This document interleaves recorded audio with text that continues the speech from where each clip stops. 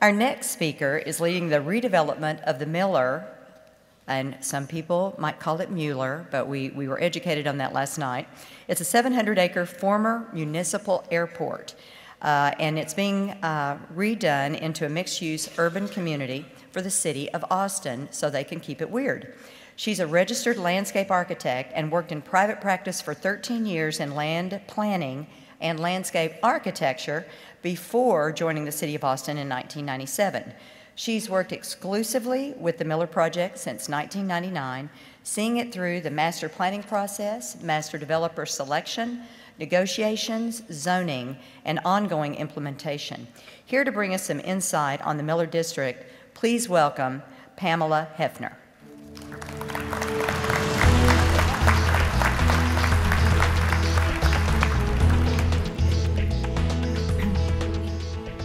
Good morning. I am so impressed with Oklahoma City and the wonderful projects that you're doing here. I know you must be really proud. I am happy to return to Oklahoma. This is actually my home. It's where Oklahoma City is where my father was born, and my grandmother worked at Tinker Field. But I spent about half of my childhood in Bartlesville. And my husband was actually really excited that I was coming to Oklahoma, although he would have rather I had gone to Ardmore, because he knows I'm an Okie. But my husband has been doing some genealogical research, and he discovered that he has a relative, a very close relative in his ancestry from Ardmore, Bud Ballou. Legendary Oklahoma lawman. So it seems that Bud Ballou single-handedly attempted to reduce the population of Oklahoma under the pretense of being a sheriff. This is a little indiscriminate, apparently. But the other thing we discovered in this book, which we own, is that the mayor of Ardmore at that time was R.A. Hefner, one of my relatives, and he kicked the guy out. So it's really interesting to me that back in the 1920s that my husband's ancestors and my ancestors were feuding.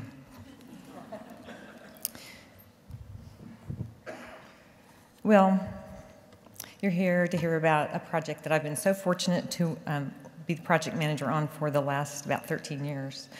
It really takes an entire team of people at the city to collectively manage this. Miller is a redevelopment in progress of 700 acres of municipal land. So today, first I'm going to tell you a little briefly about Miller, what it is, and then go over the city's approach to develop the property, the planning process, the implementation, and then where we are today, and then I'm going to follow up with some of the concepts behind the project. So Miller is a former municipal airport, a brownfield. We're about 30% into delivering a compact, sustainable mixed-use community. You can see the statistics, 1.5 million square feet of commercial, institutional, 1,400 residents. That's where we are right now, about 25 to 30% into the project. $350 million in vertical improvements on land that was previously yielding no tax revenue. And 2012 was a real exciting year for us. We have $250 million worth of development breaking ground. We have a $115,000 market district with a grocery store, the third wing of a children's hospital, a performing arts center for the school district, a children's museum, Austin Playhouse, which is a theater, a residence in a 301 unit multifamily with another multifamily probably taking land down later this year, and 221 new homes. So we kind of sat idle a little bit through 2009 and geared up, and now it's really hitting. So the property is 711 acres, 2 miles from UT, 3 miles from downtown. It's on the east side of I-35, which is a historically disadvantaged area of town, and it's surrounded by single-family neighborhoods. when I first started on this project, which was kind of midway into the planning, I really found out when I went to go present to a group of real estate agents that they thought we were absolutely crazy to try to develop on the east side of I-35. So there's LBJ dedicating the control tower in 1961. When the airport opened in 1930, the city had a population of 53,000 and about 30 square miles. Since that time, the city has grown to about 800,000 and occupies 300 square miles. Over the past 40 years, Austin, the population of Austin has doubled every 15 years. So the history of this redevelopment is that it was really a grassroots movement, and it began with the neighbors that surrounded the airport. They wanted the airport to be moved, and then they realized that there would really be a big hole in the city if it were moved. So they really stepped forward, and they organized, and they started formulating a vision and even a little plan for what would happen on the 700 acres. Then when Bergstrom Air Force Base closed, there was an opportunity to move the airport. And the voters agreed, and then the city got very serious about planning, and that was in 1997. You can see from this timeline that it has taken a really long time for this to happen, and that's just been through the perseverance of the city and of the neighbors, and I have to add our master developer as well. So the citizens, when they started envisioning what might happen on this land that was so close to downtown, they were really asking for there to be something extraordinary on the site, something that really went beyond what was typical, and something that would kind of guide development in Austin for the future. So the city made a choice at that time to go down the path of preparing a redevelopment, a reuse plan before they hired a developer. So we hired a Roma design group out of San Francisco. It's now McCann Adams Studio, and I have to say the urban planner, Jim Adams, actually now lives at Mueller. He moved from San Francisco to Austin. And also Economic Planning Systems out of Berkeley were the financial component. And they led a consultant team through opportunities and constraints study. They did facility inventory. They did economic analysis. And as always, in Austin, Texas, a very extensive public participation process to gather input and feedback. As a side note, the city has also redeveloped the area downtown with the new city hall. And architect Antoine Predock was the architect for that building. And during the refinement of that design, I'm sure he no doubt was a little fed up with the Austin's public participation. And he did refer to Austin as terminally democratic. But I have to tell you that was nothing. Mueller wrote the book on public participation. And the community involvement didn't end with the planning. It goes on today. It's a very active and interactive neighborhood with an opinion, and the master developer is recognized that is continuing that as well. The spirit of community involvement is really makes everything so hard. It's a real pain, but in the end, the scrutiny and the vetting, it makes for so much a better project. So the planning process culminated in the adoption of a redevelopment and reuse plan, and it included the visions, it included a set of goals, and a land disposition and implementation strategy. So later, this document, during negotiations, this document morphed into a set of design guidelines that became part of our master development agreement. So the goals for Mueller were that it would be interactive, mixed-use community, pedestrian-friendly, and a model for urban development. And the goals, it would create a positive revenue stream and increase the city's tax base. It would contribute to Austin's economy and create jobs. It would act as a catalyst to East Austin, to strengthen it, and its residents would have a direct stake in the development. That the quality of life in adjoining neighborhoods would be enhanced. That it be a community of diverse residents, both ethnically and economically. And sustainability, and this has been the one that definition changes every year, so we're always chasing that one. But it'll be energy efficient, green urbanism, reduced auto dependency, and environmentally sensitive. So this is the plan that the citizens produced, the Citizens for Airport Relocation. And it was kind of a wedding cake approach with dense development in the center, and then it layered out to the edges where the residential was. And it's really quite progressive because it's an acknowledgement that, Austin's growing, we need to accommodate some of that growth here.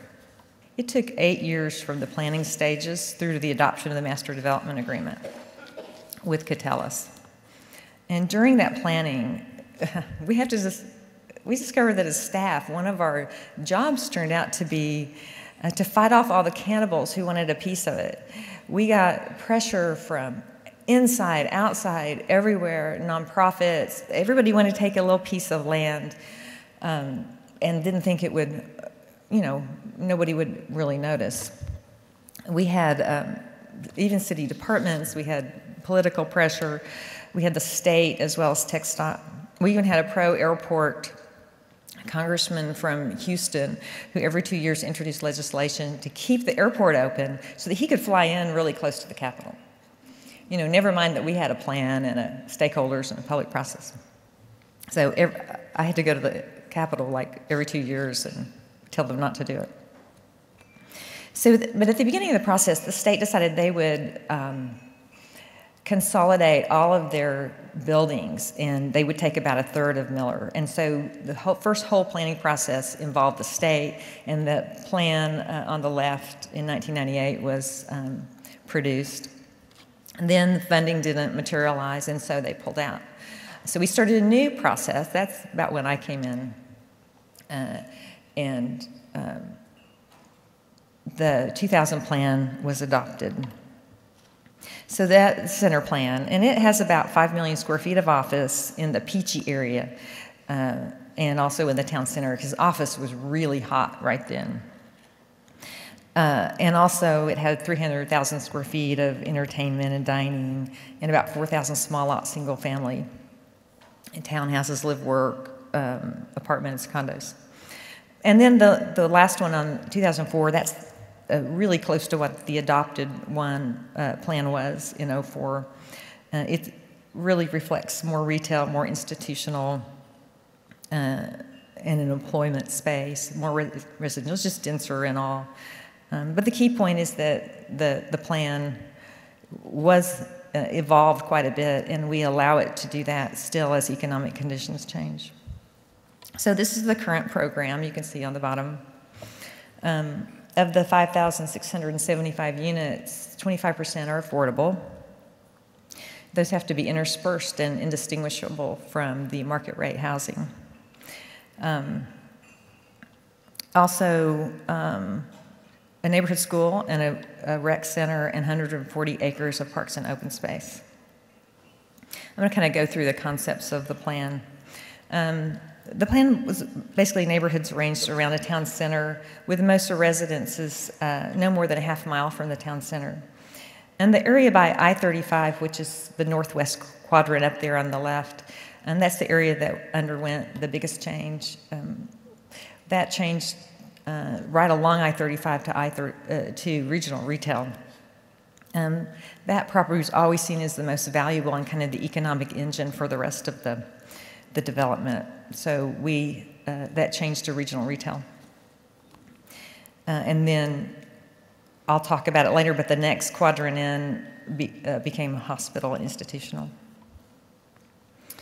So the open space plan is 140 acres, 20% of the property was dedicated with detention ponds that remove pollutants and handle the runoff. The big parks really handle, when they flood almost to the edge in a really big rain event. But then we do keep the levels at a consistent level, and they really serve as great amenities. There's people boating and fishing on there all the time. So then the park system connects to the other parks on the periphery so that it connects with the overall Austin open space plan. And all residents are within 600 feet of a park. The street network distributes rather than concentrates traffic, and buildings are on the street. They're regulated to face the street and have windows and entrances. The streets are much narrower than the city transportation folks wanted at the time, and there's streets in every right-of-way, which Public Works support. We plan for bikes and transit. So currently in Austin, we have the red line commuter rail that goes north-south. But there's really desire to have a light rail or streetcar type connector from the commuter to downtown UT and Mueller. And so the plan has allowed, we've worked with whatever entity at the time was contemplating rail, and right now we may have a referendum in the fall. We believe that we will, and Mueller hopefully will be in the first investment. And the lower right is the kind of new direction for that, but we really want rail, and we've been coming up with ways to get it, including offering a facility maintenance area on the property, so we think that may clinch it for us. So the implementation strategy in the reuse plan was a public-private partnership that the master developer designs and builds all the infrastructure in the open spaces. The city would hold the land, the developer would take it down in stages and then sell it to third parties. Then third parties would do the vertical construction. That it would be funded by public financing, both sales and property tax from the Mueller. There would be a TIF placed around Mueller, and also land sales may have to go towards some of the cost of funding. And then the developer retains the overall responsibility for accomplishing the vision and goals. The other part of the implementation was that the city would remediate the property. We were able to get $8 million from the FAA as part of the negotiations when the airport closed.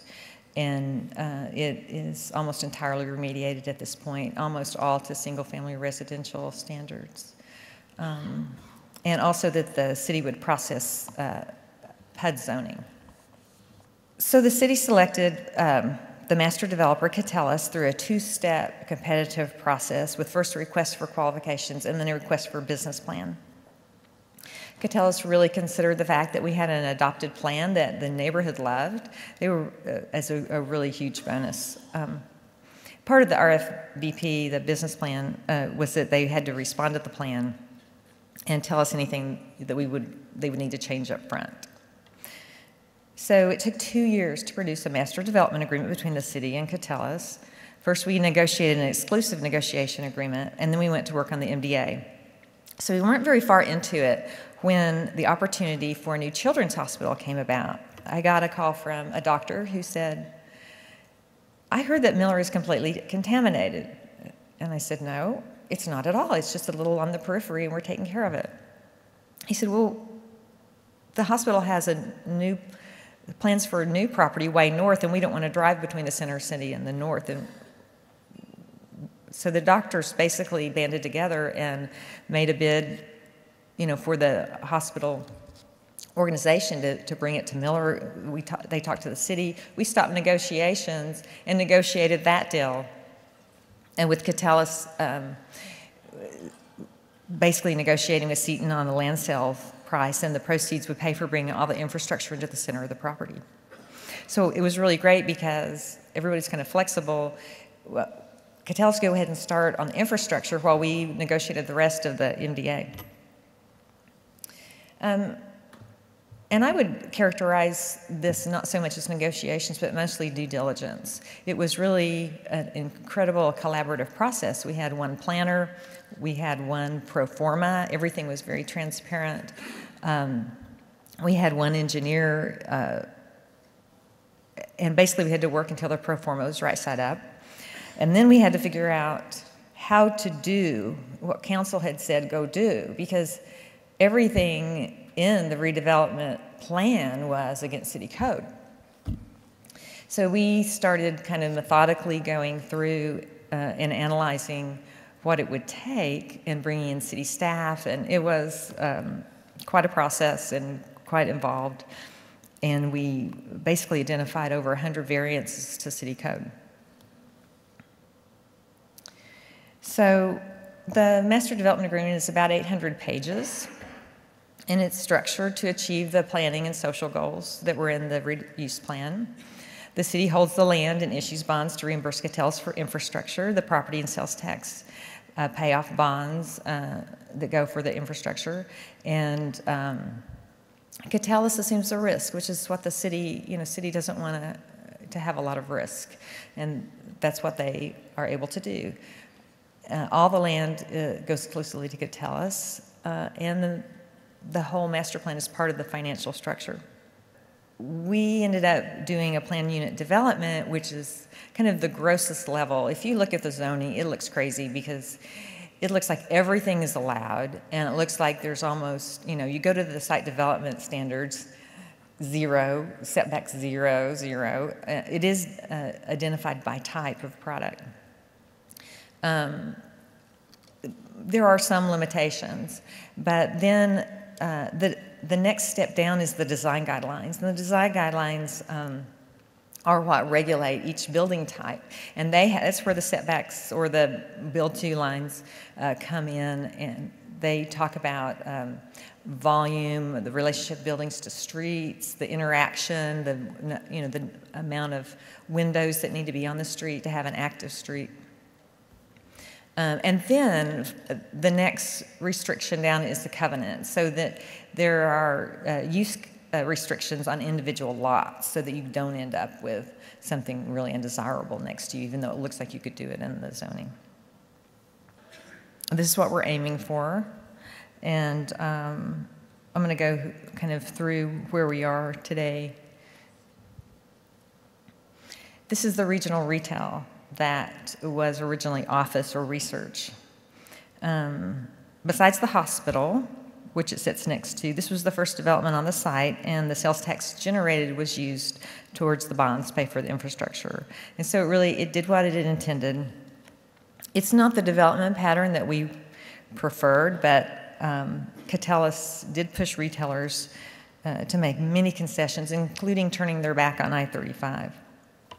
This was like the first green building for Best Buy, and they really did not want to do it. But now all their buildings are green, and they brag about it. So there's been a ripple effect of when you push someone to do something, and then they start feeling comfortable with it, and so it starts happening other places.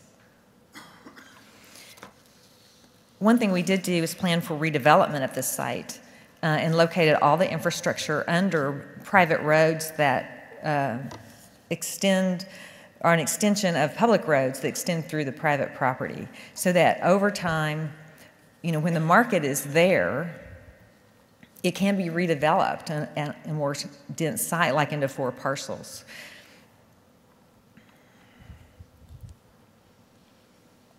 So this is our hospital use, our children's hospital. This is our anchor, 247 beds with a bed tower they're building right now. And Seton owns this entire block. The Ronald McDonald House is there, and also medical office building, pediatric medical building. So as it develops, they're required to convert the surface parking to structured parking eventually. It also attracts the Dell Pediatric Research Institute, which is just north of it. The Market District has just broken ground, and this is about 75,000 square foot grocery store by H-E-B. I don't know if you're familiar with Central Market. H-E-B is the firm that, is the grocer from San Antonio that created Central Market. This is going to be kind of more of a hybrid, and about 35,000 square feet of supportive retail and restaurant. This is on the edge of the north side, and the neighborhoods to the north felt so strongly about the interface between the development and their neighborhood, and that Catellus, the master developer, created a market district focus group. to vet the ideas. And Catellus ended up taking a bank pad off the corner and moving it to the internal side and putting a restaurant with a big deck for a big gathering area on the corner. So this is a real connection between the park across the street, and the deck and this nice corner. The town center, this is where we're going to see how we succeed. And it's just beginning with some new projects. But it's really meant to be vertical mixed use, shops, restaurants, some entertainment, but also multifamily, which is really important for the 24-hour aspect. It's right across from a really great lake with an amphitheater. And it's, to be very pedestrian oriented. And there would be 2 district parking garages as well. So far, the town center, we have kind of the West Town Center, which has already happened. We have Greenway Lofts on the upper left. Those are lofts that are line a parking garage. So that has worked out very well. We have Seton also located their headquarters. It's 700 people work there. And we have Seattle, which is a nonprofit, and then Mosaic on the bottom right. That's 440 apartments in about 3 buildings. These are new projects that are going to be breaking ground this year. The Austin Children's Museum is on the upper right. The school district has a performing arts center, 1,200 seats that's going to be breaking ground, and then a theater, and then multifamily as well. The master development agreement actually limits the number of nonprofits we can have, the number of acreage to 10, because we were really depending on the tax revenue to pay off the bonds, and so if it all ended up not generating taxes, we would be in trouble. So that excludes the school. But so Catellus really had to pick their nonprofits wisely and really only working with those that would be good anchors for the town center. The Children's Museum is actually ranked the #1 tourist attraction in Austin. One of the most interesting things about Mueller is the housing selection. One of the goals was a continuum of price points. So we have housing that started at $129,000 all the way up to $900,000. In order to do that, we discovered you have to design for affordability and keep everything on as small lot as possible. This is a real challenge, to make a house that feels private when the next house over is only 7 feet away. One of the keys is to the residential is to make sure their finished floor is 18 inches above the back, the street or the top of the curb, to give you a little bit of privacy. The yard houses are more typical single family, but on small lots. The row homes are fee simple, and the garden court homes have been really popular for families. Those are located around green space, and they're really like the new cul-de-sac. This is where the families with kids want to be. The design guidelines don't dictate style. They encourage simpler geometric shapes and forms and simple roofs, which is really important when the houses are so close together, that their forms be a little simpler. The builders had a really hard time getting their arms around it, but in the end they loved it because it's cheaper. The buildings have to engage the street with porches and windows. The Mueller house is a building that appears like a really large estate house, but it's actually 4 to 6 condo units fit together like a puzzle. We learned about this in Stapleton. They call them mansion homes. We've done our first live work is in a building stage right now, and we have a senior mixed-use project, Wildflower Terrace. It's 201 units that just opened, and so far it's been great. There's a community room, and the whole community is using it for gardening seminars and that sort of thing. When Catellus started, they just weren't sure how to go about the affordable housing, so they held actually 2 affordable housing summits, invited experts from all over the country to talk about how they had accomplished affordable housing. And the second one was how do you design for a market for affordable? And this concept is from Emeryville, California, and it's row houses that are arranged around a central courtyard. And this is one of the designs that came out of that. So 25% of all the units at Mueller have to be affordable, indistinguishable, and interspersed throughout the project.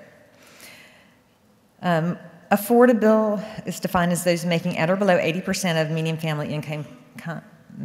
family income for for-sale units and 60% for rental. Every builder at Mueller has to build affordable, and none of the builders had done it before. But after they went through the learning curve, learned how to do it, they really like it because most of the builders want to give something back to the community, and so this enabled them to do that. And and they were able to have the market rate to help with that. But truly, you can drive down the street and you cannot tell what is market and which is affordable. You can on the inside, but not on the outside. The lower drawing is a Mueller house with about 4 units, and the upper ones are some single family that fronts on the open space, a fairly small courtyard.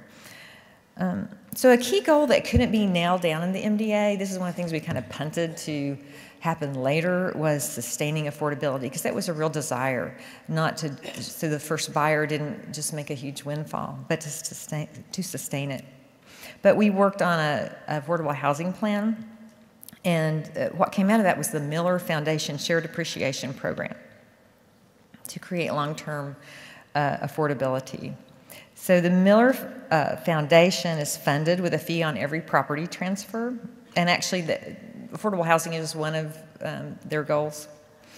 But the Mueller Foundation places a second lien on the affordable home. It matches the purchase price to the appraised value at the time of the purchase. So when the house is then sold later, the Mueller Foundation retains the first right of refusal. So if it is sold to a market, at market, the Mueller Foundation is paid back the second lien and then shares the profit based on a kind of pro rata basis. So everybody gets a little appreciation based on what they put in. So diversity was another goal. 25% of the infrastructure work has been done by minority and women-based entities. And the town center is to include at least 30% of local businesses. And then the other aspect is just the construction jobs and a variety of housing options. The parks and open space, we did partner with Ladybird Wildflower Research Center to do a blackland prairie restoration. That has been really popular with the neighbors after they found out that the little grasses that were coming up weren't weeds and tried to go out and pull them all. But they actually, what came after that, what happened was we actually produced a little map for them so that they could identify what was the weed and what was a coveted grass seedling that they must not pull. And so now they go out there and there's a whole organization, Friends of the Prairie, that work to help on the restoration. So we have about 15,000 indigenous trees that will be planted, and we have, are targeting our planting materials 50% native plants and 40% adapted plants, and they can go wild with the other 10%. And we also require an integrated pest management plan, so we're reducing pesticides. The sustainability part of this has both a green building aspect of the actual buildings and then the whole site sustainability. So Austin Energy, our energy company, was the first, produced the first green building requirements in the nation. And so we allowed the builders to go, at least in the first phases, to go green building or a LEED certified. So right now we have 735 single-family homes rated and 678 multifamily units and 45 commercial projects. and commercial has to be LEED or Austin Energy 2-star. But right now we have currently 2 platinum buildings, 5 gold buildings, and 3 silver LEED buildings. And we're thinking this might be the largest concentration of green buildings in the nation or close. So to date, we've diverted 89% of construction waste from the landfill. That's 37,000 tons. The buildings operate with a 42% energy use reduction. That's an annual usage of like over 1,000 Austin residences. There's been a 33% building water use reduction, which is equal to an annual usage of 44 residences, and a 94% reduced potable water for irrigation. That's like about 7 Olympic swimming pools saved per year. So economic development, 13,000 full-time jobs on site. We're currently at about 3,300 jobs with over 11,000 construction jobs. We're really using local builders and contractors, and they're becoming experienced as green builders, a skill that they'll take with them on other projects. Currently, annual taxes are $2.46 million, and estimated build out probably about $8 million annually, with over $1 billion tax base. So we think that the city's willingness to really structure a patient deal that's allowed Mueller to achieve, these diverse kind of social goals.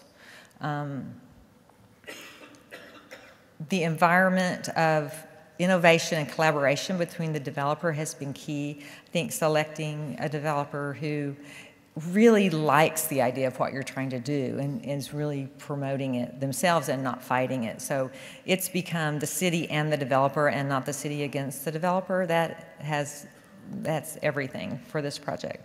And also an engaged and informed community has resulted in a better plan, and advocates, because there are certain things that I can't say, but they can say. They can stand up and fight for certain things. So I think those are the reflections there. So this Mueller process has been used on many Austin public-private partnerships. We have a 2nd Street redevelopment, Seahome Power Plant, Green Water Treatment Plant. Our department has worked on about $15 million worth of 15 million square feet, mostly in downtown at Mueller and the domain. So we continue to structure public-private partnerships. Thank you for having me. I really enjoyed talking with everyone here. I've enjoyed seeing the beautiful things that you're doing here, and I've made some friends. I hope that you can call me and we can talk about redevelopment in the future. Thank you.